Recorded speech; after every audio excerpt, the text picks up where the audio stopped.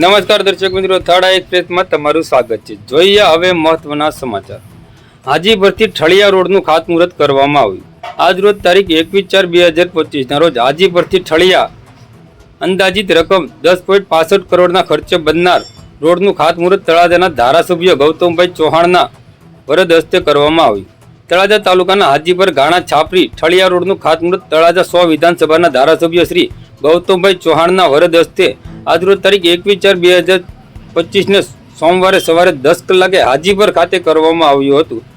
આ કાર્યક્રમમાં તાલુકા પંચાયતના પ્રમુખ રાણાભાઈ સોલંકી, તાલુકા યુવા મોરચાના અધ્યક્ષ જયરાજભાઈ આહિર, કારોબારી ચેરમેન વીરુભાઈ ભમ્મર સહિત સામાજિક અને રાજકીય આગેવાનો હાજીપર મુકામે ઉપસ્થિત રહ્યા હતા અને હાજીપરથી ઠળિયા રોડનું ખાતમુહૂર્ત કરવામાં આવ્યું હતું.